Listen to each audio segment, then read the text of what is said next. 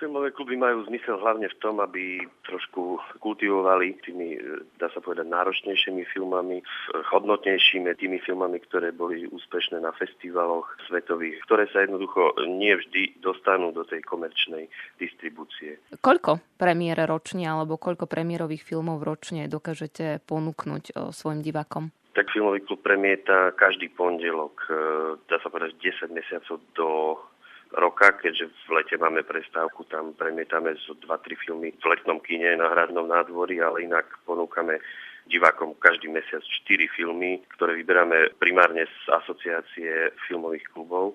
To je náš hlavný distribútor. Asociácia ponúka každý mesiac niekoľko premiér hodnotných filmov, ale má aj bohatý archív, z ktorého sa dá vyberať. Keď ste spomenuli archív, z ktorého môžete vyberať, je tu ešte stále taká možnosť? Do akej miery vám digitalizácia kým skomplikovala situáciu, alebo vám bola naopak nápomocná? Súvisí to jedno s druhým. Normálna prevádzka kína a filmové kluby, keby kino nebolo zdigitalizované v dnešnej dobe, tak jednoducho by bolo zatvorené a ani filmový klub by nemal kde premietať, lebo nedalo by sa to zarobiť na prevádzku kina iba premietaním filmového klubu. Takže digitalizácia pomáha určite aj nám, aj filmovým klubom. Môžeme aj novinky dostať do nášho kina, do nášho filmového klubu veľmi skoro, už dá sa povedať pár dní po premiére, čo doteraz nebolo možné. Aj keď ešte stále môžeme používať tú staršiu techniku, čiže premietačky na 35 mm filmy. Áno, museli sme zvýšiť cenu vstupného, pretože ponúkli sme divákovi nový obraz, zvuk, takže